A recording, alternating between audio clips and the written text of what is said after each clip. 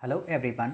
Shri IAS academy में आपका स्वागत है। जैसा कि आप जानते हैं कि श्री आईएएस एकेडमी ने आंसर राइटिंग सीरीज की शुरुआत की है, जिसमें ऑलरेडी हमारे 179 पार्ट आ चुके हैं। ये हमारा पार्ट 118 है। इसमें हम देखेंगे कि आपके द्वारा हमारे टेलीग्राम चैनल पर किस प्रकार का प्रश्न भेजा गया, उसे आपने किस तरीके से लिखा और वास्तव में आपको उसे कैसे लिखना चाहिए। तो चलिए शुरू करते हैं। जैसा कि आप देख रहे हैं, ये प्रश्न आपके द्वारा हमारे टेलीग्राम चैनल पर भेजा गया।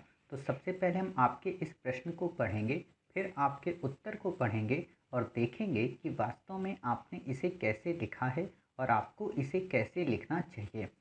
आपका प्रश्न है, वर्ष 2021-22 का वार्षिक बजट आत्मनिर्भर भारत की संकल्पना को किस प्रकार पूरा करता है, स्पष्ट कीजिए। काफ़ी अच्छा प्रश्न है। वास्तव में ये प्रश्न आपका संस्थानों के द्वारा पूछा गया है। खैर, मैं नाम नहीं लेना चाहूँगा। तो आपने क्या लिखा है? आपने लिखा है, कोरोना के इस काल में जो संकट हमारे सामने आए, उसने ये बता दिया कि हम एक दूसरे पर अधिक निर्भर नहीं रह सकते। हमारी जीडीपी ऋणात्मक हो गई थी। इसी परिप्रेक्ष्य में भारत सरकार द्वारा आत्मनिर्भर भारत की संकल्पना दी गई, जो 2021-22 के बजट में परिलक्षित होती है। इस वर्ष के बजट का केंद्र बिंदु अवसंरचनाओं का निर्माण रहा, जिसके लिए लगा सरकार के द्वारा प्रयास किया गया, जैसे मानव संसाधन के लिए आत्मनिर्भर स्वस्थ भारत योजना, मिशन पोषण 2.0 और नई शिक्षा नीति उल्लेखनीय है। कोविड वैक्सीन के लिए 35,000 करोड़ रुपए का पैकेज, जिसका परिणाम वैक्सीन डिप्लोमेसी के रूप में दिख रही है। विकास वित्तीय संस्थान की स्थापना और 20,000 करोड़ का पैकेज, ताकि अवसंरचना निर्माण के लिए कर्ज मुहैया करा सकें। एफडीआई पॉलिसी में संशोधन, जिसके तहत रक्षा जैसे क्षेत्रों को छोड़कर 100% एफडीआई की मंजूरी। कंपनी अधिनियम 2013 में संशोधन का प्रस्ताव। विनिवेश और रणनीतिक विक्रय का क्रियान्वयन। भाड़ा कॉरिडोरों का तेजी से विकास आदि। ऐसा नहीं कि आत्मनिर्भर भारत की संकल्पना पूरी नहीं हो सकती, क्योंकि भारत का इतिहास देखें तो भारत एक समृद्ध राष्ट्र था और विश्व के जीडीपी में लगभग 24% का योगदान देता था। इस वर्ष के बजट में आत्मनिर्भर भारत के लिए शुरुआत कदम उठाए गए हैं, जो सराहनीय है। देखो, आपने इस प्रश्न का उत्तर तो लिखा है और साथ ही आपने इस प्रश्न के उत्तर में अभी केवल एक ही पक्ष लिखा है। क्लियर। दूसरी बात यह है कि आपके अगर इस पूरे प्रश्न को मैं एनालिसिस करूं, तो पूरा का पूरा प्रश्न आपका केवल इन्हीं बिंदुओं पर केंद्रित है। ये जो 2 बिंदु हैं और बाकी ये जो आपके 5 बिंदु और हैं, अर्थात इस 7 बिंदु को अगर हम हटा दें, तो आपके प्रश्न में आपके उत्तर में वो उत्तर नहीं लिखा है जिसकी डिमांड आपसे इस प्रश्न में की जा रही। पहली चीज़ मैं यहाँ पे एक और स्पष्ट कर दूँ कि मैं जो आंसर चेक करूँगा इसका, तो ये मेरे अनुरूप होगा, और मेरे अनुरूप का मतलब है कि यूपीएससी के पैमानों के अनुरूप। समझ गए? दूसरी बात ये होती है कि ऐसे प्रश्न जब आप किसी संस्थान से लेते हैं, तो होता क्या है कि उनका अपना एक मॉडल आंसर होता है, और उस मॉडल आंसर से जब हम पूरी तरीके से अलग आपको बता देते हैं, तो 2 प्रकार के संशय उत्पन्न हो जाते हैं। एक तो ये कि जो वो पढ़ा रहे थे क्या वो गलत था, या जो आप पढ़ा रहे हो वो गलत है। क्लियर। तो यहाँ गलत और सही तो हम नहीं बता सकते कि वो गलत हैं या हम गलत हैं, या वो सही हैं या हम सही हैं। आपको ये खुद से समझना पड़ेगा, और ये आप तब समझ पाएंगे जब आप ये समझ जाएंगे कि वास्तव में प्रश्न है क्या और उसका इनकोड वर्जन क्या होगा। कई बार क्या होता है कि प्रश्न बनाने वाला कोई भी प्रश्न बना देगा, बट उसको खुद ही नहीं पता होता है कि उसका इनकोड वर्जन क्या होगा, और वो कहानी और कथा की तरह आपको एक उत्तर फ्रेम दे दिया और आपसे कहा कि आप इसे ही लिख लीजिए, और जब आप उसे लिख लेते हैं तो ना तो आपके यूपीएससी में अंक आते हैं और ना ही किसी और के अंक आते हैं, और फिर ये द्वंद्व हो जाता है कि हमने लिखा तो था बट अंक नहीं मिले, अर्थात हिंदी मीडियम के साथ भेदभाव हुआ। तो इस प्रवृत्ति से बचिए। जो बताने वाला है वो भी गलत है और जो चेक करने वाला है वो भी गलत है। तो अब आपको लिखना कैसे? आपके मन में ये प्रश्न आया होगा, ठीक है मास्टर, मैंने मान लिया कि हम गलत हैं, हमने जहाँ से ये प्रश्न लिया वो गलत हो सकते हैं, बट आप तो बता दो इसका सही उत्तर क्या होगा। तो देखो, सबसे पहले हमें प्रश्न को पढ़ना चाहिए और जब हम सबसे पहले प्रश्न को पढ़ते हैं तो हमें प्रश्न को इनकोड करना आना चाहिए और उसके बाद उसकी कहानी और कथा को गढ़ने के बारे में पता होना चाहिए। तो आप प्रश्न देखो क्या कह रहा है कि वर्ष 2021 और 22 का वार्षिक बजट। क्लियर। ये एक सहायक उपकरण है वार्षिक बजट, ध्यान देना। दूसरी चीज़ क्या है, आत्मनिर्भर भारत की संकल्पना को किस प्रकार पूरा करता है।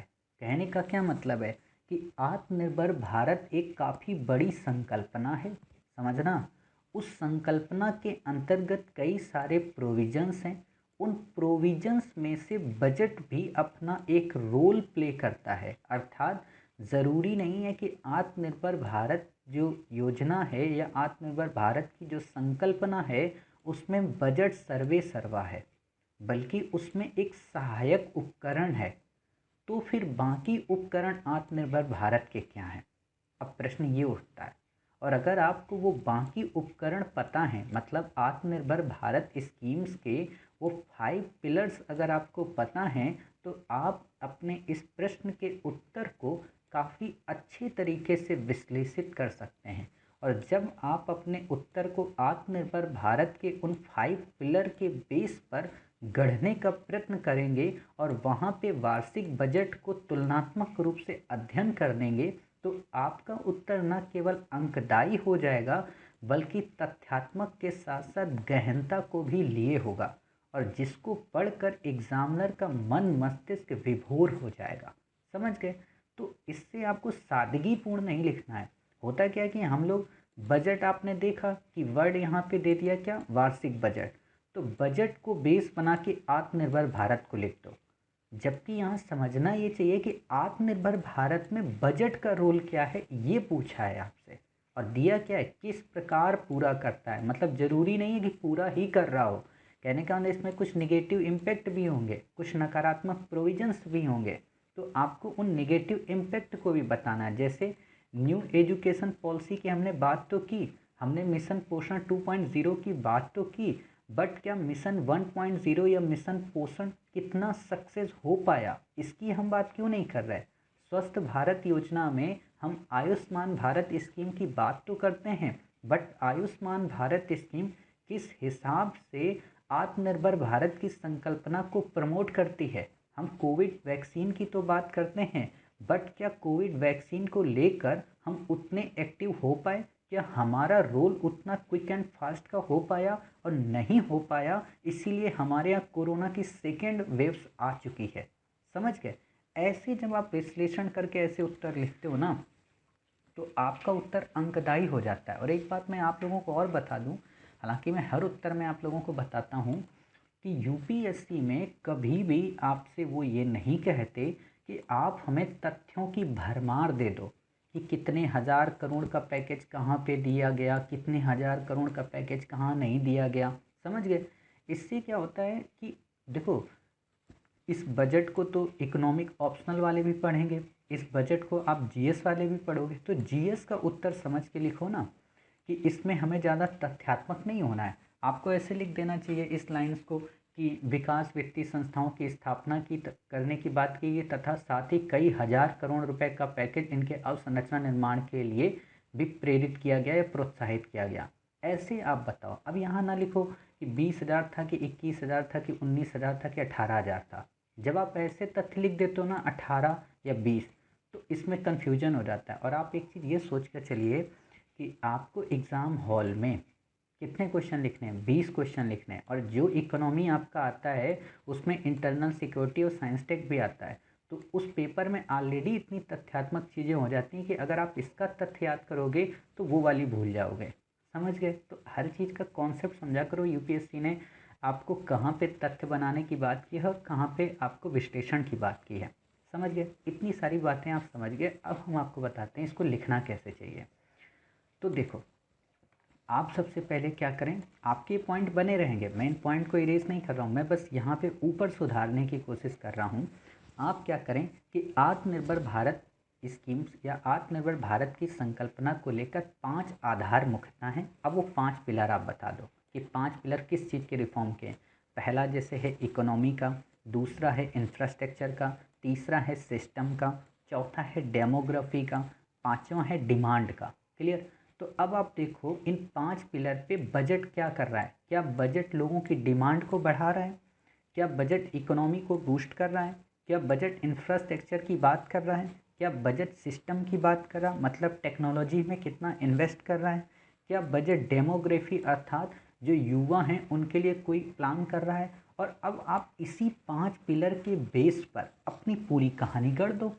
समझ गए। और जब आप अपनी पूरी कहानी गढ़ोगे, जब आप अपने तथ्य दोगे, तो आप यहाँ पे ये भी बता दो कि भाई साहब एग्रीकल्चर में अभी आपूर्ति सुधार की आवश्यकता है। मतलब अभी हमारे पास जो खाद्य कह सकते हो कि जो फूड रिजर्वर्स हैं उनको बनाने की, वेयर हाउसेस बनाने की ज़रूरत है। साथ ही अभी हमें जो टैक्सेशन प्रणाली है जीएसटी में अभी और रिफॉर्म करने की प्रोसेस की ज़रूरत है। साथ ही अभी हमारे यहाँ जो लाज हैं, चाहे वो फैक्ट्री से रिलेटेड हों या फिर प्रोडक्शन से रिलेटेड हों या फिर फूड सेफ्टी से रिलेटेड हों या साइबर सिक्योरिटी से रिलेटेड हों, उनमें रिफॉर्म लाने की आवश्यकता है। या लेबर लॉ हों, उनमें रिफॉर्म लाने की आवश्यकता है। क्लियर।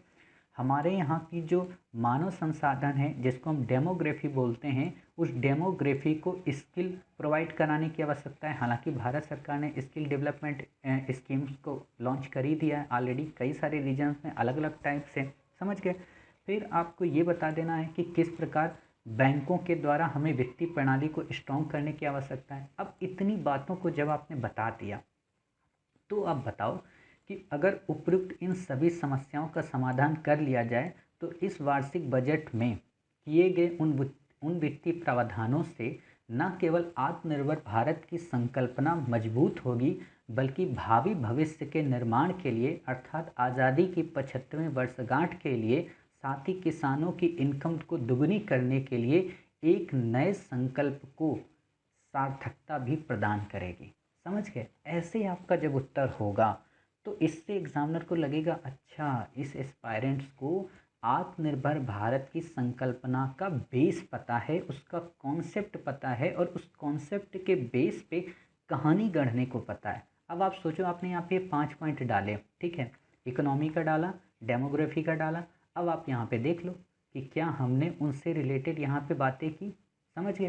तो आपको पता चलेगा कि नहीं, हमने वहाँ पे 7 पॉइंट यहाँ डाल तो दिए हैं, बट वो सातों के सातों पॉइंट कहीं ना कहीं डायरेक्ट इनडायरेक्ट इससे मिल रहे हैं। जैसे देखो, हमने एग्रीकल्चर की बात की थी ना कि किस तरीके से हमें इंफ्रास्ट्रक्चर बनाना चाहिए। हमने बात की थी कि रूल्स को रेगुलेट करने की आवश्यकता, उसमें रिफॉर्म करने की आवश्यकता है। समझ रहे हो। तो ये सारी चीज़ें आप बता दोगे तो आपका उत्तर अन्य की अपेक्षा काफ़ी अच्छा हो जाएगा और निष्कर्ष भी आपको पता चल गया कि कैसे लिखना है। समझ गए। बाकी इसका काफ़ी गहन विश्लेषण आपको अच्छे से पता है कि हम 30 जून 2021 से लेट्स क्रैक जो मेंस की सीरीज शुरू करेंगे, उसमें हम आपको काफ़ी गहनतापूर्वक इन्हीं सब प्रश्नों का अध्ययन कराएंगे, ताकि आप अपनी 17 सितंबर की मुख्य परीक्षा को काफ़ी अच्छे से, काफ़ी सहजतापूर्वक और काफ़ी गहनतापूर्वक लिख कर आ सकें। क्लियर। तो मिलते हैं फिर आप ही के द्वारा भेजे गए एक नए प्रश्न के उत्तर के साथ। तब तक अपना ख्याल रखिए और स्वस्थ रहिए।